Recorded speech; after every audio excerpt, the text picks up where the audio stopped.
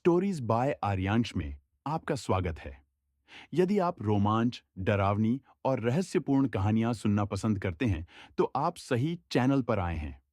अब से हम अपनी शामें एक साथ बिताएंगे और ऐसी कहानियां सुनेंगे जो आपको अंदर तक उत्तेजित कर देंगी और आपकी रीढ़ में सिहरन पैदा कर देंगी। इसलिए अपने हेडफोन लगाएं, रोशनी कम करें, कुछ अकेलापन ढूंढें और आज की स्टोरी बाय आर्यांश का आनंद लें।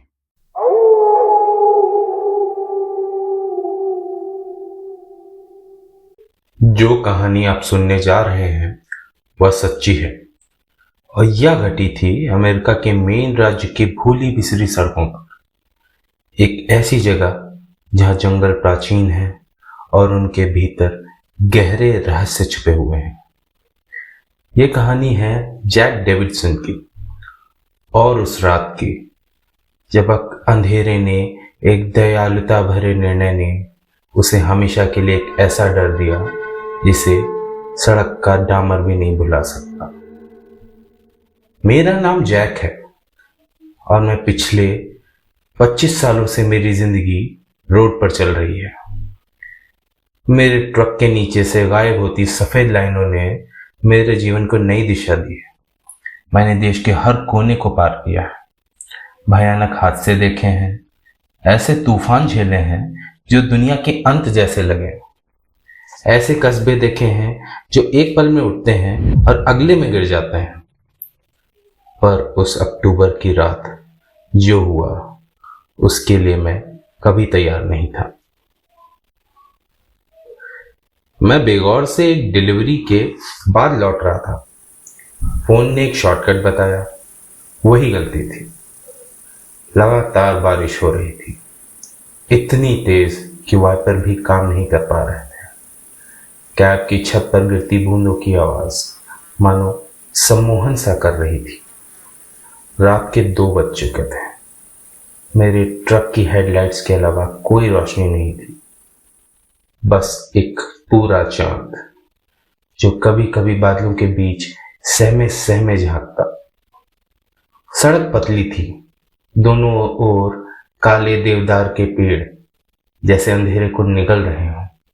कोई घर नहीं, कोई स्ट्रीट लाइट नहीं, बस मैं था, मेरा ट्रक स्कैनिया और सड़क की तन्हाई। ऐसे मौकों पर दिमाग खेल खेलने लगता है। कभी कोने में कोई परछाई दिखती है, कभी कोई आवाज सुनाई देती है जो होती ही नहीं है। थकान का असर है, मैंने हमेशा खुद को समझाया। पर उस रात जो देखा वो मेरे मन का भ्रम नहीं था। सड़क के किनारे कुछ धुंधला सा दिखाई दिया, शायद कोई हिरण या कोई पुराना जंग खाया साइन बोर्ड। जैसे ही ट्रक की हाई बीम उस ओर गई, वह आकृति साफ होने लगी। वह कोई जानवर नहीं था, वह एक इंसान था, एक औरत। मैंने ट्रक धीरे किया। जैसे जैसे हेडलाइट्स उसकी ओर बढ़ी, उसकी शक्ल साफ होने लगी। वह बारिश में भीगती हुई एक औरत थी, सफेद भीगी हुई ड्रेस में। उसके लंबे काले बाल उसके चेहरे से चिपके हुए थे। वो इधर उधर देख रही थी, न हाथ हिला रही थी, न मदद के लिए चिल्ला रही थी, बस एक हाथ उठाया हुआ था, जैसे किसी धूप भरी दोपहर में लिफ्ट मांग रही हो। मेरे मन में सबसे पहला विचार यही आया, आगे बढ़ जाओ, मत रुकना। एक ट्रक ड्राइवर जानता है कि रास्तों पर किससे दूरी बनाई रखनी चाहिए। पर उसकी आंखों में कुछ था, यहां तक कि बारिश, धुंध और मेरी खिड़की के शीशे के पार से भी वो आंखें मुझे देख रही थी। उनमें कुछ था, एक हताशा, एक डर और शिकार बन चुके जानवर की तरह बेचैनी। मेरे अंदर ठंड की एक लहर सी दौड़ गई। फिर भी न जाने क्यों मैंने ब्रेक दबा दी। ट्रक की हवा की ब्रेकें रात के सन्नाटे को चीरती हुई चल रही। मैं लगभग 10 मीटर पहले रुक गया। हेडलाइट्स की रोशनी में वो पूरी तरह दिखने लगी, पर वो हिली भी नहीं, बस वहीं खड़ी रही, मुझे घूरते हुए। उस एक पल में मेरे रोंगटे खड़े हुए। मेरे शरीर ने खतरे को महसूस कर लिया था, भले ही दिमाग अब भी बहस कर रहा था। मैंने खिड़की खोली, बारिश की ठंडी हवा और मिट्टी की महक अंदर आ गई। तुम ठीक हो? मदद चाहिए? मैंने आवाज लगाई। वो धीरे धीरे पास आई, बिल्कुल चुपचाप, बिल्लियों जैसी चाल। जब वो पास पहुंची मैंने उसकी शक्ल साफ देखी। करीब 30 साल की, चेहरा सुंदर लेकिन अजीब सा बेरंग सफेदी लिए, और उसकी आंखें बड़ी गहरी, जैसे उनमें एक शिकारी छुपा हो। मेरी कार वहीं पीछे खराब हो गई। उसने धीरे, लगभग फुसफुसाते हुए कहा, फोन की बैटरी भी खत्म हो गई है, घंटों से चल रही हूं। उसकी आवाज रूखी और घुटी हुई थी, जैसे गले से रेत निकल रही हो। मैंने कहा, देखो, यह रुकना सुरक्षित नहीं है। करीब 30 मील दूर एक गैस स्टेशन है। अगर चाहो तो मैं तुम्हें वहां छोड़ देता हूं। उसने कुछ देर तक मेरी आंखों में देखा, जैसे मेरे इरादे पढ़ रही हो। एक बूंद उसके बालों से लुढ़ककर गाल पर गिर गई। आंसू जैसा दृश्य था, लेकिन वो पानी था। मैं आभारी रहूंगी, उसने कहा, हल्की मुस्कान के साथ, लेकिन वो मुस्कान उसकी आंखों तक नहीं पहुंची। तो चढ़ जाओ, मैंने कहा और दरवाजा खोल दिया।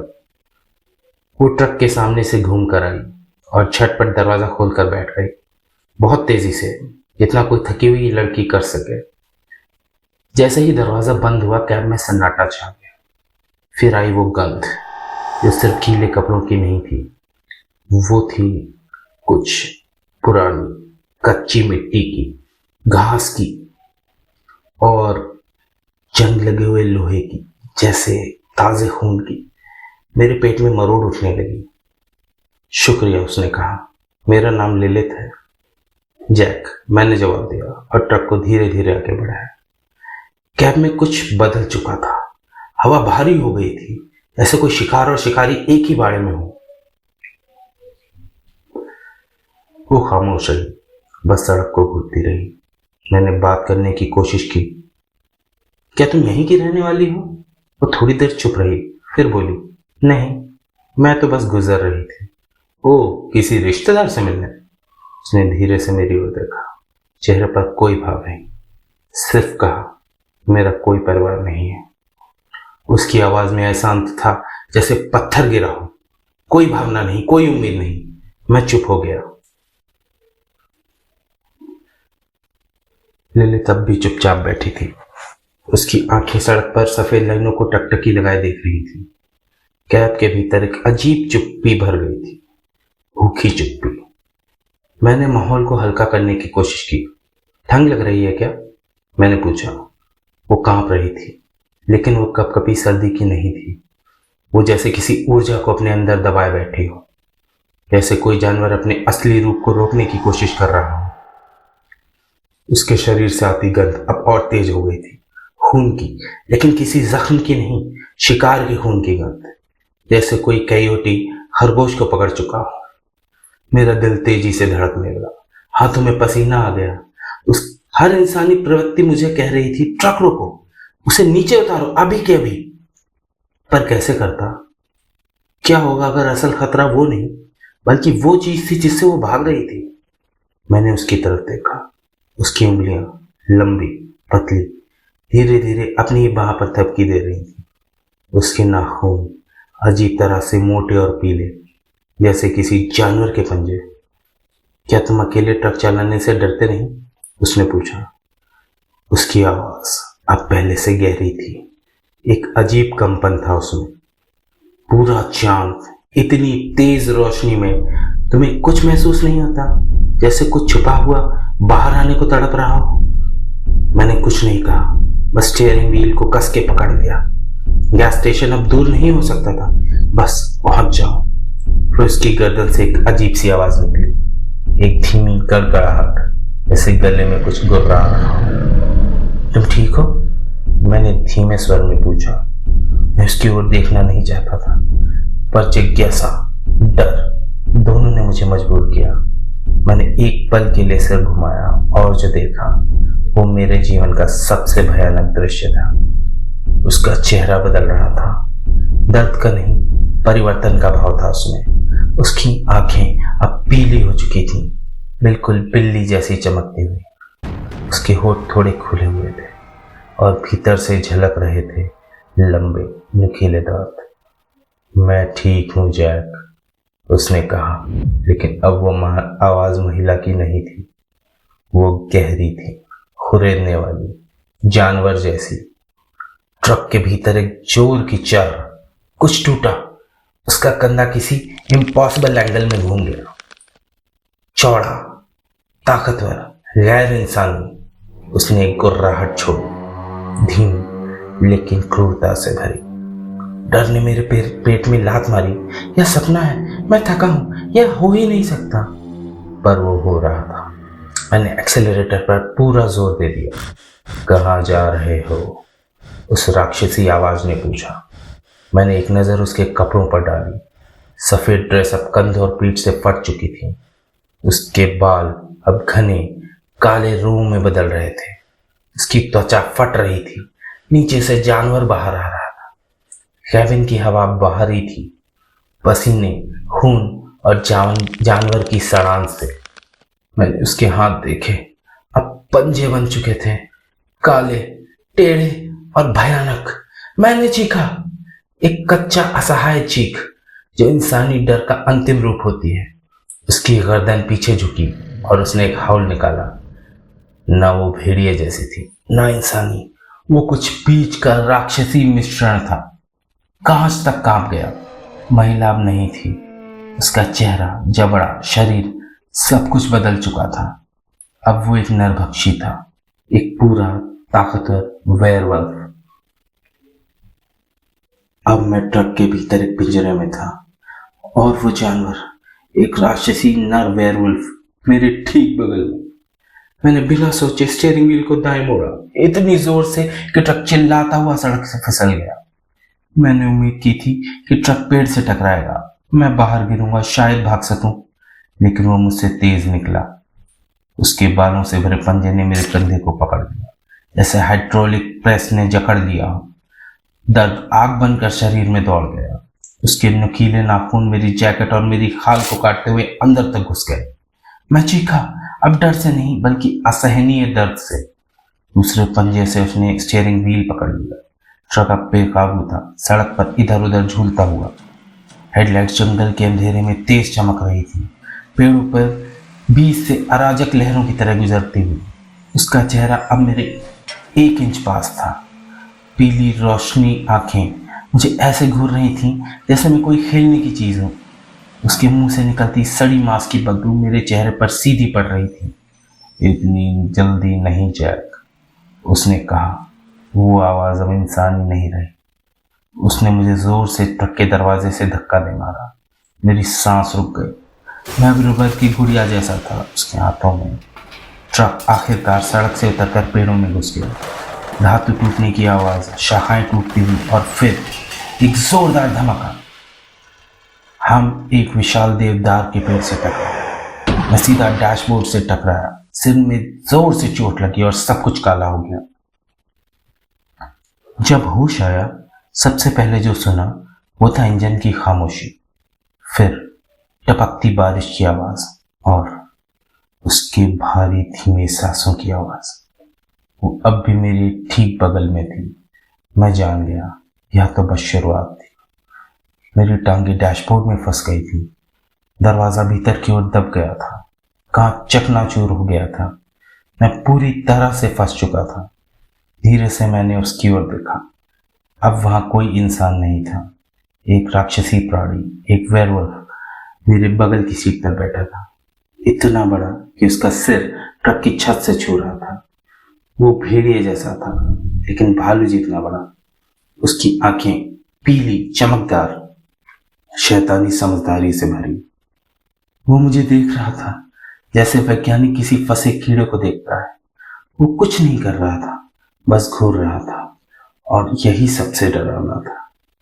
कैब के अंदर की हवा अब सांस लेने के लायक नहीं रही। बिजली की जली हुई गंध, तेल का रिसाव और सबसे ऊपर उसकी गंध, जानवर, मांस, सड़ी लाश की। मेरे शरीर का हर जख्म अब थरथरा रहा था। बायां कंधा अब भी उसकी पकड़ से जल रहा था। बायां पैर शायद टूट चुका था। और तब वो हिला। पहली बार धीरे से उसने सर झुकाया और मेरे कंधे से बहता खून चाट लिया। उसकी जीभ रेत जैसी खुरदरी मेरे जख्म पर। हेट और दर्द से मैं कांप उठा। उसने अपना सिर उठाया और मेरी आंखों में देखा, और पहली बार उसके चेहरे पर एक भाव आया, भूख। निराशा दोधारी तलवार होती है, या तो वो तुम्हें जड़ कर देती है या वो तुम्हें ताकत दे देती है, जिसका तुम्हें कभी अंदाजा भी नहीं होता। वो मेरे खून का स्वाद चख चुका था और अब उसकी आंखों में एक ही बात थी, खाना। पर मेरे अंदर कुछ बदल गया था। मैं मरने वाला हूं। अब ये बात डर नहीं पैदा कर रही थी, बल्कि गुस्सा, नफरत और एक आखिरी जंग लड़ने की जिद। मैंने अपने चारों ओर देखा। कैब टूटा फूटा था, डैशबोर्ड कुचल चुका था, दरवाजा जैम। मेरा भारी metal torch driver door pocket में होता था, अब कुचल गया था। फल काटने वाला चाकू दूसरी ओर ग्लव कंपार्टमेंट में, वह हिस्सा मलबे में दफन था। कुछ नहीं था। फिर मेरी नजर नीचे गई। फटी हुई रबर मैट के नीचे एक धातु की नोक झलक रही थी। टायर खोलने वाली आयरन रॉड, 1 मीटर लंबी, मजबूत, ठोस स्टील की बनी, लेकिन हथियार नहीं, एक उम्मीद। समस्या यह थी, वो मेरे सीट के नीचे थी। उसे निकालने के लिए मुझे नीचे झुकना होता। मेरी एक टांग टूटी थी, कंधा घायल था, और सबसे बड़ी बात, वो मेरी हर हरकत को देख रहा था, जैसे कोई बाघ पिंजरे में बैठे आदमी को देख रहा है, जानता है कि कब हमला करना है। मैंने धीरे धीरे अपना दायां हाथ सीट की ओर खिसकाया, 1 इंच, फिर एक और। मेरे दिल की धड़कन तेज थी, इतनी तेज कि लगता था वो सुन लेगा। उसका चेहरा अब भी मेरी ओर झुका था। उसकी पीली आंखें मेरे हाथ का पीछा कर रही थी। वो जानता था, वो खेल रहा था, मुझे उम्मीद देकर उसे छीन लेने का खेल। मैंने हिम्मत नहीं हारी। मेरी उंगलियों ने आखिरकार धातु को छू लिया। मेरे अंदर बिजली सी दौड़ गई। एक मौका, एक आखिरी मौका। मैंने रॉड को पकड़ लिया, धीरे धीरे उसे खींचा। तभी उसने हाथ बढ़ाया। नहीं, हमला नहीं किया, बल्कि अपना पंजा धीरे से मेरे हाथ पर रख दिया, बिल्कुल कोमलता से, लेकिन इतनी शक्ति के साथ कि अगर मेरी हड्डियां चटक जाती अगर वो चाहता। उसका संदेश साफ था, तुम सिर्फ इसलिए जिंदा हो क्योंकि मैं चाहता हूं। तुम्हारा जीवन, तुम्हारी उम्मीद अब मेरा है। मैंने सिर उठाया। उसकी थूथन अब भी मेरी आंखों के पास थी। उसकी सांसें कंपन कर रही थी। उसकी आंखों में सिर्फ एक चीज थी, टोटल कंट्रोल। और मेरी आंखों में जलता हुआ अपमान। मैं उसका खिलौना था, वो डायरेक्टर था, मैं एक्टर। स्टेज मेरा टूटा ट्रक। फिर वो कुछ देखने लगा। पहली बार उसने मेरी आंखों से नजर हटाई और अपनी विशाल गर्दन टूटी विंडशील्ड से बाहर घुमाई। जंगल की ओर देखा, कानों को आगे किया। उसने कुछ सूंघा और फिर एक अजीब सी आवाज निकली, एक गटरल सी भाषा, शब्द नहीं पर आदेश। और फिर जवाब आया, जंगल की गहराइयों से, हाउ।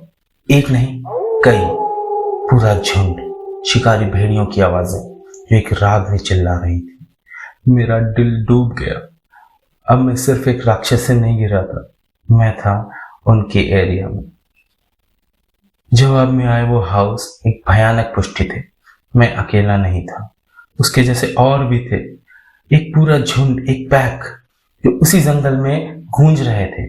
लिलित कोई बेचारी नहीं थी, वो एक शिकारी थी, एक जाल थी, और मैं था उस रात का शिकार। मेरे बगल में बैठा अल्फा अब मेरी ओर दोबारा घूमा। अब उसकी आंखों में जो भाव था वो था धैर्य की समाप्ति। खेल खत्म हो चुका था, अब दावत का वक्त था। उसने अपने विशाल पंजे टूटे हुए डैशबोर्ड पर रखे, नुकीले नाखूनों की खड़खड़ाहट धातु को चीरते हुए, और फिर उसने मुझे पकड़ लिया। खींचना एक छोटा शब्द होगा। उसने मुझे ट्रक की सीट से इस तरह बाहर निकाला जैसे कोई फटे खिलौने को कचरे में फेंकता है। मेरी टूटी टांग में जो दर्द उठा वो किसी शब्द में नहीं बताया जा सकता। हड्डी अंदर ही अंदर चटकने की आवाज, गर्दन के ठीक पास। मेरे कपड़े, चमड़ा, खून सब एक हो गए। और फिर उसने विंडशील्ड में मुंह मारा और मुझे सीधे कांच के टुकड़ों के बीच से बाहर घसीट लिया। बारिश अब भी हो रही थी, ठंडी बूंदें मेरे चेहरे से खून धो रही थी। उसने मुझे मिट्टी में फेंक दिया जैसे कचरा, मैं कीचड़ में गिरा। कंधे पर फिर एक झटका। मैं दर्द से चीख उठा। फिर वो झुका। उसका थूथन मेरे चेहरे के पास, उसकी सांस, मांस और खून की तेज गंध। उसने मुझे सूंघा और गुर्राया। वो मुझे वहीं नहीं मारने वाला था। नहीं, वो मुझे लेकर कहीं जा रहा था, कहीं अंदर जंगल में। मेरे होश अब भी काम कर रहे थे। बेहोश हुआ मतलब मर गया। मेरे अंदर कुछ कह रहा था, होश में रहो। जंगल घना हो चला था। पेड़ अब और ऊंचे थे। चांद की रोशनी अब घास तक नहीं पहुंच रही थी। बस अंधेरा, गीली मिट्टी और उसकी भारी सांसें। मेरे चारों ओर सब डर था। हर शाख, हर हवा का झोंका एक छिपा हुआ शिकारी। फिर गंध बदली। अब सिर्फ उसी की नहीं, और भी कुछ वैसी ही गंध। गीले फर, मांस, भूख, पर अब अलग अलग दिशाओं से। वो आ रहे थे। उसका पैक। वो रुका, मुझे जमीन पर फेंका। फिर उसने सिर उठाकर एक और गुर्राहट भरी। वक्त आ गया था घोषणा का। यह मेरा शिकार है। कुछ ही क्षणों में जंगल में कई भारी कदमों की आहट गूंजने लगी। सूखी पत्तियां चटकने लगीं और फिर मैंने उन्हें देखा। वो इंसानों जैसे नहीं थे, ना ही जानवर जैसे।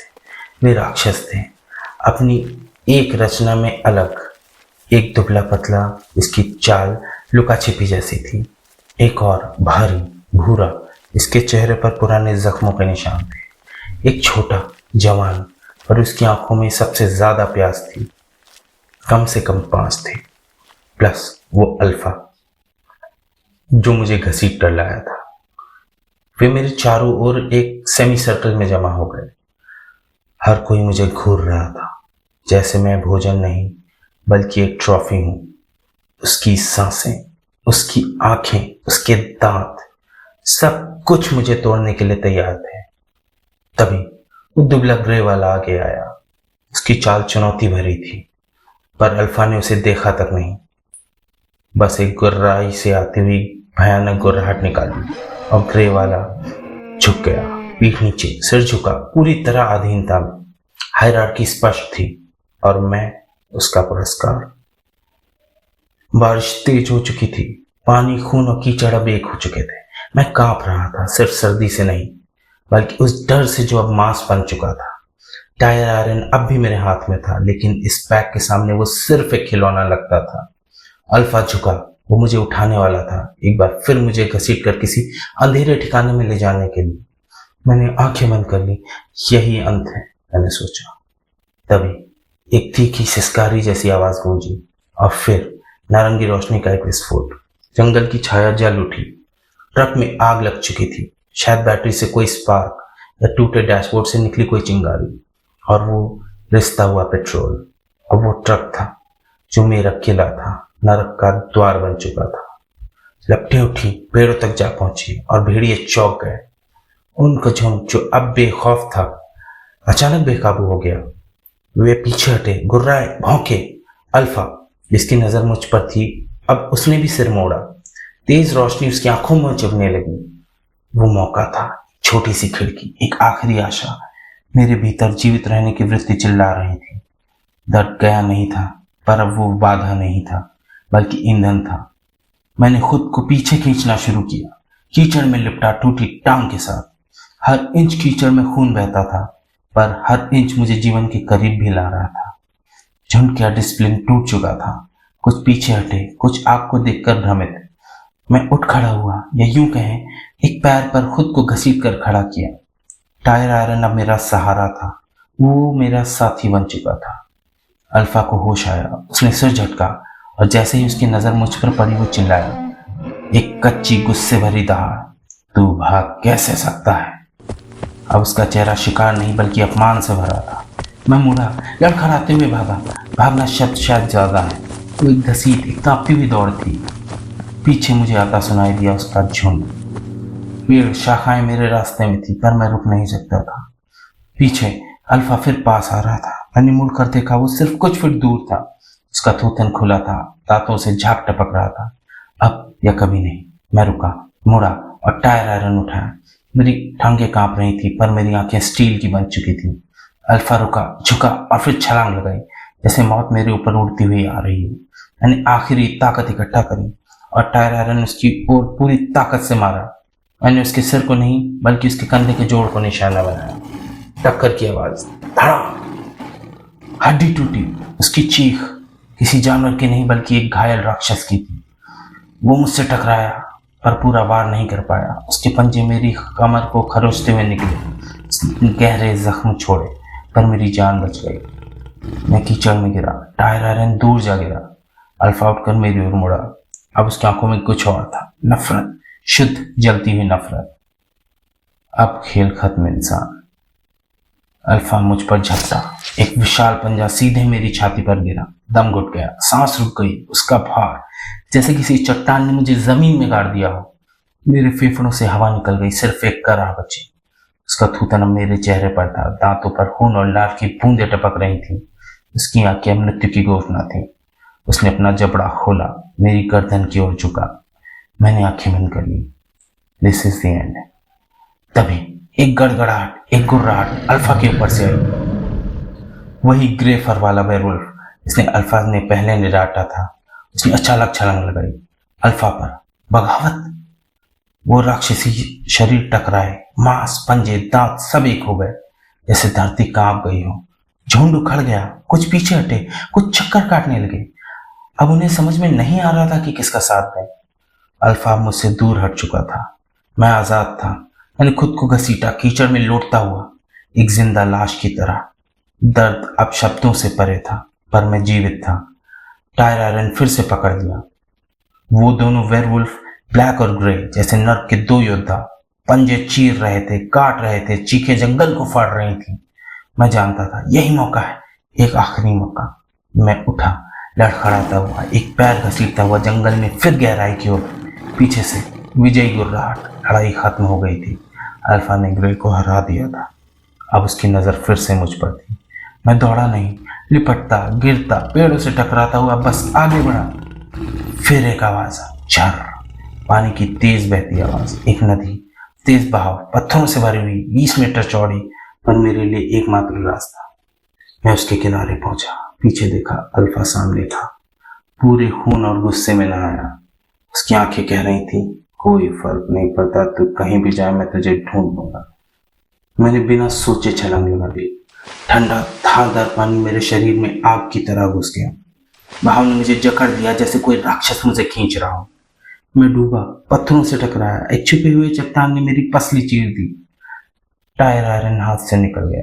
मेरी दुनिया का आखिरी हथियार किनारे पर पैक खड़ा था। अल्फा सबसे आगे। वो मुझे बस देख रहे थे गुर्राते हुए, पर पानी में नहीं उतरे। शायद डरते थे उस तेज बहाव से, या शायद पानी ही उनका वीक पॉइंट था। मैंने एक शाख पकड़ी, किसी तरह खुद को खींचा, कीचड़ में गिरा, सांसें तेज दर्द से भरा, लेकिन जिंदा। मैंने दूसरी ओर देखा, झुंड अब भी वहां खड़ा था। अंधेरे में खड़ा अल्फा मुझे घूरता हुआ, पर अब मैं उसकी पहुंच से बाहर था। पर शिकार अब भी अधूरा था। उसने सिर उठाया और चांद की तरह मूर कर एक फिर एक हौल किया, एक वादा, एक कसम, मैं लौटूंगा। मैं जमीन पर गिरा रहा, दर्द, खून और ठंड से टूटता हुआ, पर जिंदा था। कुछ समय बाद दूसरी तरफ पैकअप जा चुका था। अल्फा मुझे घूरता रहा, जब तक कि मैं उसकी आंखों से ओझल नहीं हो गया। उसकी नजर अब भी मेरा पीछा कर रही थी। बारिश थम चुकी थी और मैं एक अजनबी नदी के पार भोर के इंतजार में पड़ा था। अगर मैं अब मर गया तो कम से कम भेड़ियों का शिकार तो नहीं बनूंगा। धीरे धीरे मैं जंगल के बीच रेंगता रहा। हर शाख की आवाज, हर पत्ती की सरसराहट मुझे फिर वही डर दिलाती रही जो अब भी मेरे अंदर था। सुबह हुई और फिर एक आशा, एक पतली सी सड़क, एक सीधी ठंडी डामर की रेखा, सिविलाइजेशन। मैं उस तक पहुंचा, लड़खड़ाता हुआ, पेड़ों से लिपटता हुआ, और जैसे ही मेरे पैर उस डामर को छुए, मैं गिर गया। कुछ घंटों बाद एक बूढ़ा किसान ट्रक लेकर गुजरा। उसका चेहरा जैसे किसी भूत को देख लिया हो। हे भगवान! मेरे लिए वो बस एक दुर्घटनाग्रस्त ट्रक ड्राइवर था। शायद भालू ने हमला किया। उसे जो दिखा, उसे वही समझ में आया जो दुनिया समझती है। लॉजिक। हॉस्पिटल मैं जिंदा था। डॉक्टरों ने कहा पसलियां टूट गई पर कटे नहीं तुम। खुशकिस्मत हो। खुशकिस्मत, यह शब्द किसी जहर की तरह लगा। पुलिस आई, मैंने सच बताया। ललित, ट्रक, चेंज, बैग, हर चीज। उन्होंने सुना, नोट बनाया और मुझे पागल घोषित कर दिया गया। शॉप में पोस्ट ट्रॉमेटिक स्ट्रेस डिसऑर्डर। वो जख्म जो शरीर पर थे वो भर गए, पर जो अंदर थे वो कभी नहीं। मैंने सब बेच दिया, पुराना घर, ट्रक, सब कुछ। एक नया छोटा घर खरीदा, किसी भी जंगल से मीलों दूर। लोहे की ग्रिल, कैमरे, अलार्म, मैंने उसे किले में बदल दिया। दोस्त आए, परिवार ने मदद की कोशिश की, पर मैं जैक नहीं था। मैं एक आदमी था जो हर पूर्णिमा को कांपता है, हर कुत्ते की गुर्राहट पर ठिठक जाता है। समय बीता, मौसम बदले, जख्म भी, बस ऊपर से। और फिर वो रात आई, हमले की सालगिरह, फिर से पूर्णिमा। मैंने सब बंद कर लिया, दरवाजे, खिड़कियां, मोबाइल, सब। बैट हाथ में लेकर अंधेरे में बैठ गया और फिर एक आवाज, बहुत धीमी, एक हाउ सुनाई दी। बिल्कुल असली, बिल्कुल वैसी ही। मैं जानता हूं जैक तू कहाँ है, मैं लौटूंगा। क्या मैं पागल हूं? शायद, पर मेरे जख्म हर पूर्णिमा की रात को फिर से जलते हैं। और जब अगली बार आप सड़क पर किसी को देखो जो मदद मांग रहा हो, सोचिए क्या वह सच में कोई जरूरतमंद है या बस एक शिकार की तलाश में छुपा हुआ शिकारी। दया कभी कभी रास्ता खोल देती है सीधे नरक के लिए।